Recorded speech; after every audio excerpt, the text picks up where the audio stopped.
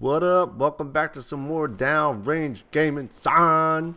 And as you can see, I'm playing some Battlefield 3, and this is like the first mission in the game. And I did go get it on the midnight release. I was one of those people outside. There wasn't that many people. There was like maybe like 20 people waiting out there. I got it real quick. And before I jump into Security Forces stories, I figured I'd give my little review on what I played so far on Battlefield 3. I didn't play the multiplayer yet. I just played the campaign for maybe like 4 levels, I guess you could say. And this is the second level here. And it's dope. It definitely feels more realistic than Call of Duty. But I like Call of Duty and I like the way it plays. It's easier to play. This feels like a little harder for me. And I did ride the tanks and do a couple of those missions, which is cool to have that part which Call of Duty lacks in. So enough about this game. Let's get into what you really want to hear, and that is the military story, son. So when I left you last time with Security Forces, I remember I told you about Chuck Norris being in Security Forces and talking about the dorms and living conditions and all that stuff. So let me try and think. Let me think of a story. So I remember during tech school when we braked for lunch one day. Because like in the very beginning, we did a lot of stuff in classrooms, just learning all this knowledge. It was just filling us full of all this stuff we had to know, which I'm not going to get into because it's dry stuff. But I remember when we broke for lunch, we still had to march everywhere. And we were marching to the chow hall. And we get to the chow hall, and we marched ourselves. We didn't have like instructors or anything with us. So I remember we got to the chow hall, and one of the guys in our group got in a fight with a guy in a different group. Like, we got to the doors of the chow hall. I don't know what was said, but you know, this is a guy in my, I think we would call them flights. It was a guy in my flight, and you know, that was like my brother, you know, that was my boy. So he's getting in a fight, and I'm like, I wasn't thinking about him winning or losing. I just didn't want him to get in trouble, and especially if he got in trouble, we all would have gotten in trouble. So we broke it up real quick. I remember he whooped the dude's ass real quick. Like, it was like a 2.5 minute fight. No one saw it. No instructors, no higher up. So we broke it up. Boom. We moved forward. And I just thought that was really interesting that, like, in training, that we got away with a fight. Like, that's kind of crazy. I also wanted to talk about how much freedom we had in tech school. We had a lot more freedom than boot camp, definitely. And I remember, like, when you got up to a certain amount of weeks in tech school, you could earn off-base privileges. Like, so you could go off base. I forget how many weeks in you would have to be, but you would have to pass a run. Like, this run you had to do, I forget, was it 2 miles? I think it was 2 miles. I can't remember under how fast you had to do it, but to get your base pass, like to get off of base, like on the weekend, because we didn't do anything on Sundays, so we could have the Sunday to ourselves, so we can go off base, go to a movie, whatever, or the mall. That's another place we used to go to in San Antonio. But you had to do a run. It was 2 miles. And, like, I don't know if I told you guys before, I hate running. Like, that was probably the hardest thing for me out of all training, military, everything, was just running. I don't know. A lot of people, running is easy to them. To me, I just can't run. I don't know. Flat feet. I get shin splits.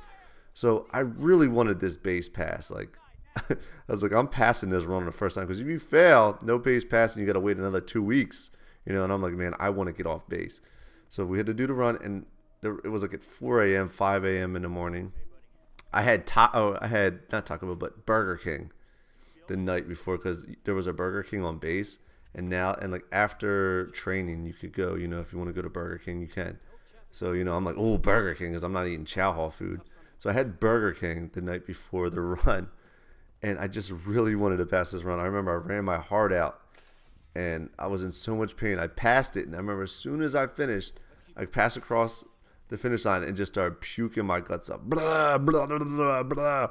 I remember, like, the instructor was like laughing at me because it was a lot of puking. I could see it was like, oh, Burger King. And I'm yelling at him, blah, blah, did I make it? Did I make it? Blah. I was like, yeah.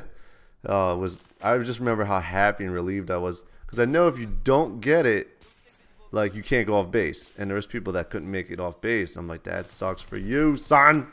I'm going to talk about a little bit of the stuff we learned out in the field in Security Forces, because we did learn like infantry style training. So we'd go out in the field with like weapons. We'd go out with we used to carry M16A2s out there, but I'm sure they're carrying M4s. I carried an M4 later on in security forces. They like switched it over. I pretty much carried an M4 for most of my career, but in training we had the M16A2. So we'd go out there. They had no bolts in them, so you know they couldn't shoot unless we were doing like blanks. They would give us a bolt, but most of the time there was none in it. But when I was in training, like I actually had the M16 with the 203 underneath, which was a little bit heavier. Some guys had to run around with a 60. I don't know if you guys know what a 60 is, but that weapon's pretty heavy. I used to know exactly how much all these weapons weigh. I forget now. I dumped all that information. So we'd go out in the field, you know, in squadrons. We'd roll around in the woods, learn flanking, learn like field navigation, which was actually kind of fun. They would just put us in the middle of the forest with a compass and a map, and you would have to try and figure out your way back, which was kind of cool because it was timed. And we learned low crawl, high crawl, which I'm about to do right here. I think in the game I actually do a high crawl. Like that's a high crawl, and I don't think of any video game, like war video games, they do low crawling. Low crawling is like you're completely flat. Like see how your head's up? Your head would be flat on the ground too. Your weapon would be like you would put your thumb through the A part of the front iron sight. You would like, it looks like an A. You put your thumb in there and you would kind of like crawl. And we used to do it like in sand, like when we were training. And I remember the instructors would be screaming us, "I want to see mounds of dirt," because they want, I want to see it look like, you know, like Bugs Bunny. If you ever watch Looney Tunes, he would go under the dirt and make that mound. That's what they would want you to do, and it'd be all in your mouth and your nose. It would suck. And we'd run up and back, learn how to low crawl. I mean, doing it once, you'd think it'd be good enough, but you know, it was crazy. So yeah, we would learn a lot of field, like infantry style stuff and security forces. I remember one of the coolest things we did, but kind of terrifying at the same time, was throwing frags. And we'd throw like dummy frags first, you know, and you'd think you would throw it kind of like a baseball or something, but no, they wanted you to do this like weird lob when you throw like a frag. It felt kind of awkward, and but that's what they wanted you to do. And when you throw a frag or grenade, you think, I'm sure a lot of you guys don't know how it works. Like you pull the pin out, and that doesn't actually activate it. There's this thing on it that has a spoon. That's what it's called, the spoon. And if you ever see like the movies, you hear that bling, like that thing pop off. That's the spoon. That's what actually activates it. So when you're holding a frag or a grenade, you pull the pin out, and you're holding the spoon against the frag, so it's not activated yet. And then when you throw it, the spoon pops off, and that's what activates the frag to go off. So I remember my instructor was telling me that people were like pulling the pin, dropping, you know, instead of dropping the pin, dropping the frag and throwing the pin and doing stupid stuff like that, because, you know, I don't know how their brain's working. But imagine that, like you're in there and you're an instructor and you're like, okay, you ready to throw this frag? Okay. And the trainee pulls the pin out, drops the grenade, you know, the spoon will pop off, and throws the pin. You know, like what do? You grab them, and it's kind of like when you throw the frags, you're in this ditch, so you can kind of jump out if that does happen. And I guess it has. That same day, we learned about claymores as well. We didn't actually get to, you know, like set up our own claymore, but we learned, you know, with dummy claymores. And then a instructor, you know, we went up on this hill and an instructor ignited a claymore, and those things are serious, man. I remember how loud that shit was. That was really loud. So we would also patrol a lot out in the woods in San Antonio, just for hours, just patrolling, acting like there's enemies out there. We'd walk around in formation, and we'd learn about, you know, different formation, T formations. So like when you're walking with the patrol, like it was a T formation. I remember like the guy, or like hand and arm signals was big. I know all the hand and arm signals we learned. We'd have to actually apply them out in the field. Like that's stuff we'd learn in the classroom and then apply it out in the field. And those formations and stuff will really help you in this game, for instance, in Battlefield 3, because you're always in like a squad.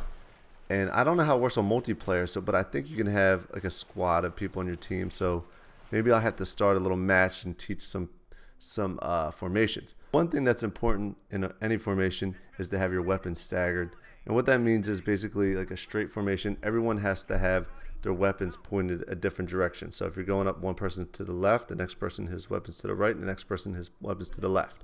So every area is covered. But I think I'm running out of time here, so I'm going to get into more formations and stuff, and maybe I'll try and demonstrate in the game, which would kind of be dope freshness. So thanks for watching. Make sure you throw a thumbs up, favorite the video, and if you didn't, make sure you subscribe so you know when the next video is up. I'm going to try and do a lot more of these because I've been slacking, and now I got Battlefield 3 and Modern Warfare 3 is coming up soon. So until next time, peace, son!